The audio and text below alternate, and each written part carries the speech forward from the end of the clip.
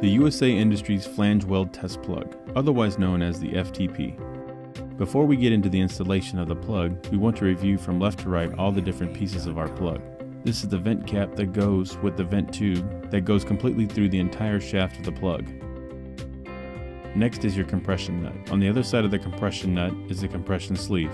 After the sleeve is your blind flange. On the flange, there are two female MPT holes. One would be used for putting the water in for the hydro testing, while the other is for venting of the water or air. On the other side of the blind flange is another compression sleeve that goes to your two compression rings and urethane seal. The space between your flange and your seal is where the test medium will be. This will save time and water.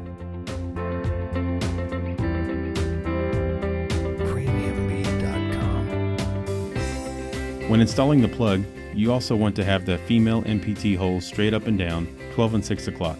That's going to make for a quicker and better installation of the water for the hydro test.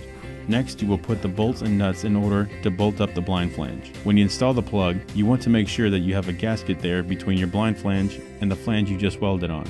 Once you have all of your bolts and nuts tightened down, you're going to tighten down on your compression nut using a wrench, which will go to the sleeves, the rings, and cause the seal to expand. See when it is pressed down how much the seal will expand. While tightening down on your compression nut, make sure you're holding the back of the vent tube as you tighten down the compression nuts. Once your seal has expanded and you've got an actual sealing surface, you will install the hose that goes to the hydro pump, the bottom MPT hole of the blind flange. Then you can pressure up the flange to the required test pressure.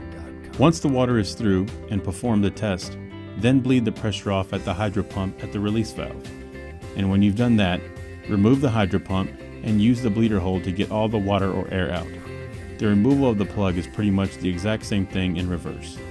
Before removing the plug, remove the vent cap to ensure that no back pressure is in the line. The removal of the plug is pretty much the exact same thing in reverse. Same thing as you did when you installed it, you still want to hold the back part as you're removing it. This keeps the back nut of the flange test plug from slipping and moving on you. And then you're going to remove all the bolts and nuts that you had put in.